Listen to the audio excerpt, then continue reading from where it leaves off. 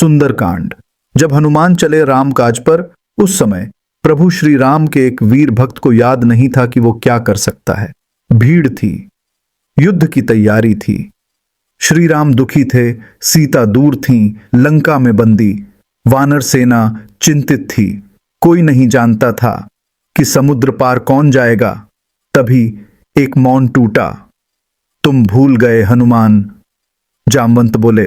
तुम वही हो जिसने बचपन में सूरज को फल समझकर निगल लिया था। तुम वही हो जिसमें ऐसा बल है जिसकी तुलना कोई नहीं कर सकता। तुम राम के सेवक हो, और सेवक में जब समर्पण होता है तो ईश्वर उसमें शक्ति भर देता है। हनुमान बस मुस्कुराए, जैसे किसी ने उन्हें खुद से मिला दिया हो। उनका मन श्री राम के चरणों में था और आंखों में अब लक्ष्य था, सीता माता तक पहुंचना। तुरंत सबको प्रणाम किया, राम को मन में धारण किया और बिना देर किए चल पड़े। समुद्र लहरों से डराता रहा, लेकिन हनुमान नहीं रुके। उन्होंने एक पर्वत पर चढ़ते हुए बस एक ही बात दोहराई, जय श्री राम, जय श्री राम, जय श्री राम। फिर उन्होंने ली एक ऐसी छलांग जो किसी एक बंदर की नहीं थी।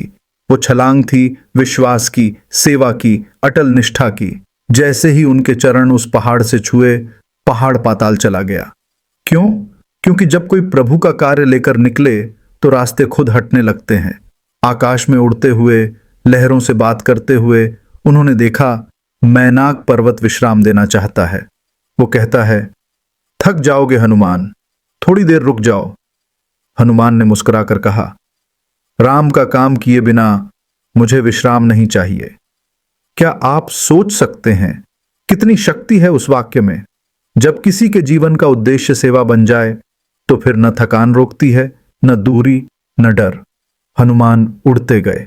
प्रभु राम का नाम उनके प्राणों में था, सीता माता की पीड़ा उनकी आंखों में थी और सेवा का संकल्प उनके हर रोम में। वो अकेले थे, लेकिन उनका मन कहता था, मैं अकेला नहीं, मैं राम का हूं। और यही शुरुआत थी सुंदरकांड की, जो आज भी हर उस इंसान को हिम्मत देता है जो अपने जीवन में कर्तव्य की राह पर निकल चुका है। कभी आपको लगे कि आप थक चुके हैं तो सिर्फ इतना याद रखिए, राम काज किए बिनु मोहि कहाँ विश्राम। जब राह में सुरसा खड़ी थी समुद्र की विशाल लहरों के ऊपर, आकाश को चीरती हुई एक अकेली आकृति उड़ रही थी। वह कोई साधारण वानर नहीं था, वह राम का दूत था, पवन पुत्र हनुमान। संकल्प में अडिग, धड़कनों में गूंजती थी एक ही आवाज, जय श्री राम, जय श्री राम। लेकिन रास्ता आसान कब होता है? जब मकसद बड़ा हो। और तभी आकाश का रंग बदलने लगा, सागर की लहरें रुकने लगीं और सामने प्रकट हुई एक विशाल आकृति, सुरसा, नागों की माता। उसका मुख इतना बड़ा कि पहाड़ उसमें समा जाए। उसने हनुमान का रास्ता रोका। रुको वानर, उसकी आवाज गूंजी। देवताओं ने आज मुझे भोजन दिया है और वो हो तुम। आकाश में उड़ता शरीर थम गया, लेकिन मन नहीं डगमगाया।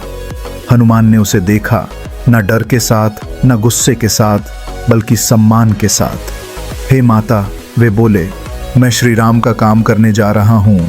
सीता माता की खोज पूरी करके लौटते समय आपकी आज्ञा का पालन करूंगा। अभी मुझे जाने दीजिए। पर सुरसा टस से मस नहीं हुई। कभी कभी जिंदगी भी तो यही करती है ना। जब हम बहुत जरूरी काम पर निकलते हैं, तभी अचानक कोई सुरसा सामने आ खड़ी होती है। ना वो हमें जानती है, ना हमारी मंशा समझती है, बस रास्ता रोक लेती है। सुरसा ने कहा, मैं नहीं मानूंगी, तुम्हें निगलना ही होगा। अब वहां शक्ति का युद्ध हो सकता था। हनुमान विशाल थे, वो चाहें तो आकाश हिला दें, लेकिन वो लड़े नहीं। सुरसा ने अपना मुख फैलाया, 1 योजन, फिर 2, फिर 10। हनुमान ने भी अपना आकार बढ़ाया, 2 गुना, 4 गुना, 32 योजन तक। यह कोई अहंकार नहीं था, यह एक सम्मानजनक उत्तर था। और फिर एक पल में हनुमान ने स्वयं को लघु रूप में बदल लिया, इतना छोटा कि वो चुपचाप सुरसा के खुले मुख में गए और उसी गति से बाहर निकल आए। हवा फिर से बहने लगी, आकाश हल्का हो गया। सुरसा ने मुस्कुराकर कहा, जाओ वानर, जिस काम के लिए निकले हो उसे पूरा करो। क्यों?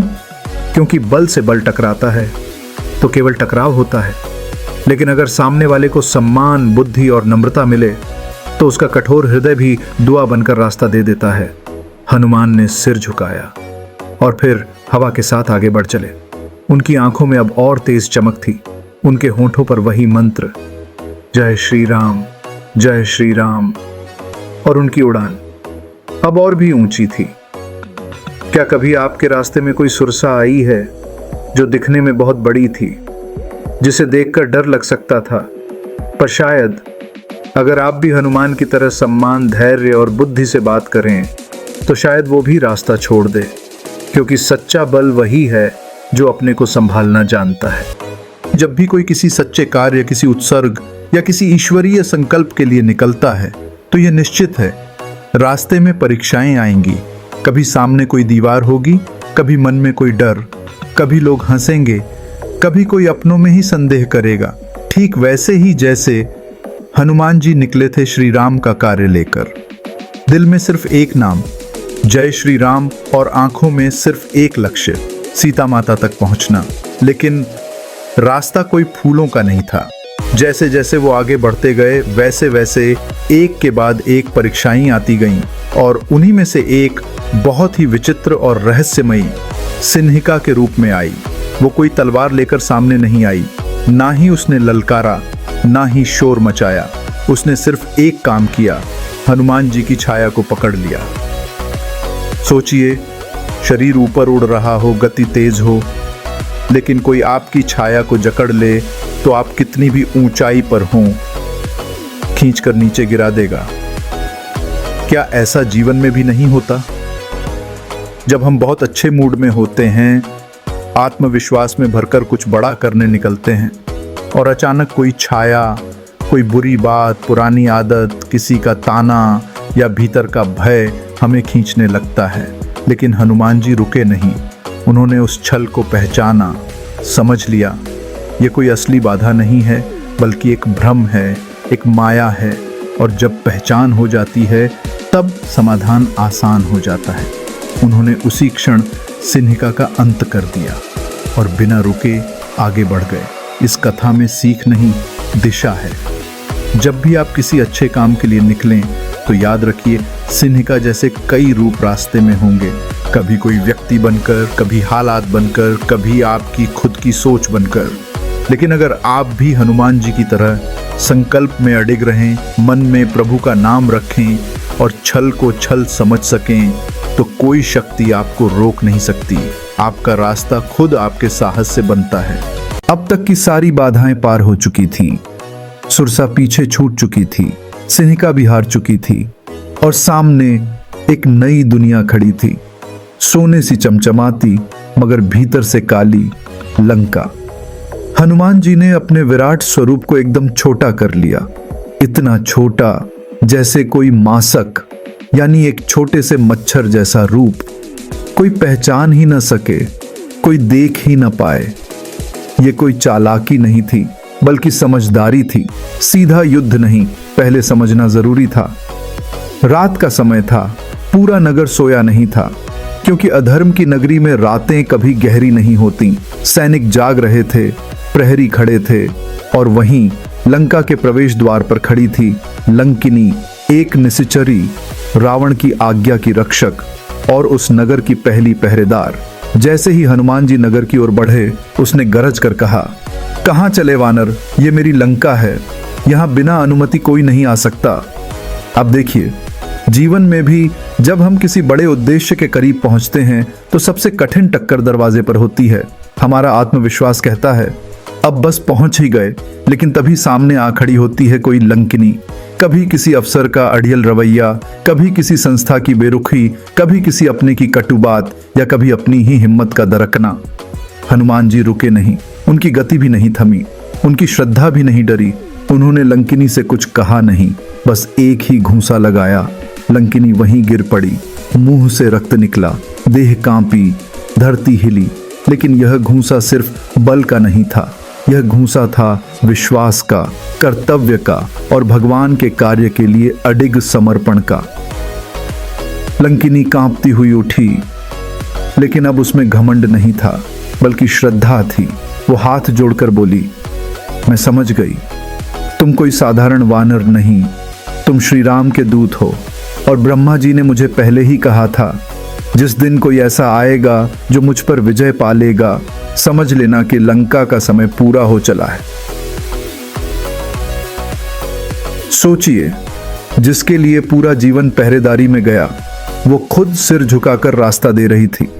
कभी कभी जीवन में दरवाजे नहीं खुलते बल्कि झुकते हैं, लेकिन तब जब हम बिना रुके, बिना डरे, अपने सत्य के साथ, अपने उद्देश्य के साथ डटे रहें। हनुमान जी ने सिर झुकाया, लंकिनी को प्रणाम किया और लंका में प्रवेश किया। ना किसी को खबर, ना कोई शोर, बस राम का नाम और एक दृढ़ संकल्प।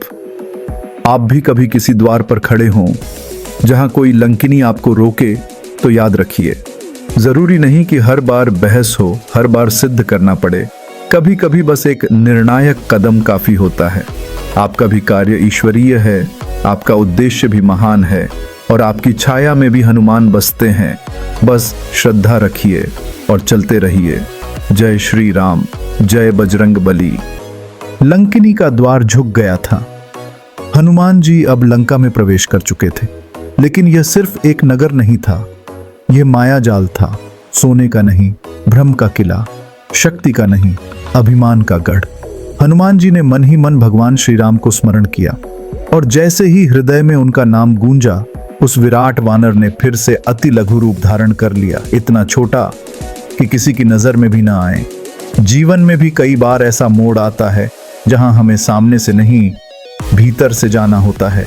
शब्दों से नहीं, सुनने से, समझने से, सहन करने से रास्ता बनाना होता है। हनुमान जी का कदम अब लंका की गलियों में था। हर मंदिर, हर भवन, हर कोने में उन्होंने झांका। कहीं योद्धा तलवारें चमका रहे थे, कहीं राक्षस शस्त्रों के साथ अभ्यास कर रहे थे। हर ओर था आतंक का साम्राज्य। मगर उस अंधकार में भी हनुमान जी की दृष्टि प्रकाश ढूंढ रही थी। वो एक एक घर में झांकते गए, प्रहरियों से बचते हुए, मंदिरों की ओट में छुपते हुए, और फिर वो पहुंचे रावण के महल तक। वह दृश्य शब्दों में नहीं बांधा जा सकता। वहां सोने की दीवारें थीं, रत्नों से जड़े द्वार थे, छज्जों से बहता प्रकाश था, लेकिन फिर भी वहां कुछ अधूरा था, कुछ डरावना। हनुमान जी ने देखा, रावण विश्राम कर रहा था, पर वहां सीता माता नहीं थी। फिर आगे बढ़ते हुए उन्होंने एक और भवन देखा, शांत, साधारण, पर किसी दिव्यता से भरपूर। उस भवन के बाहर भगवान राम के आयुधों के चिन्ह अंकित थे। उसके आंगन में तुलसी के पौधे झूम रहे थे और वहां की हवाओं में कुछ शांत, कुछ पवित्र स्पर्श था। हनुमान जी की आंखें चमक उठीं। उनके मन ने कहा, यह वही स्थान है जहां भटके हृदय को ठहराव मिलता है, जहां अधर्म की लहरें भी शांति से लौट जाती हैं। ये भवन था विभीषण का घर, जहां रावण की लंका में भी प्रभु राम का नाम गूंजता था। अब कल्पना कीजिए, आप किसी अनजान शहर में हों, हर ओर शोर हो, हर चौराहे पर डर हो, हर रास्ता अजनबी हो, और तभी एक द्वार ऐसा मिलता है जहां तुलसी की गंध हो, जहां कोई आपको न पहचान कर भी अपना लगे। यही अनुभव हनुमान जी का था। कभी कभी जब आप हर दिशा में असहाय महसूस करते हैं, तो ईश्वर किसी एक दरवाजे को अपने नाम से चिन्हित कर देते हैं। बस उसे पहचानने की दृष्टि चाहिए। हनुमान जी ने अपने नेत्रों से नहीं, अपने मन से देखा और सही जगह पहुंच गए। यह जीवन भी तो यही कहता है। जब भ्रम हो, जब हर घर में अंधकार लगे, जब कोई दिशा समझ ना आए, तो प्रभु का नाम लेकर चुपचाप भीतर झांकिए। वहां कोई न कोई तुलसी का पौधा आपके लिए हिल रहा होगा। जय श्री राम, जय बजरंग बली।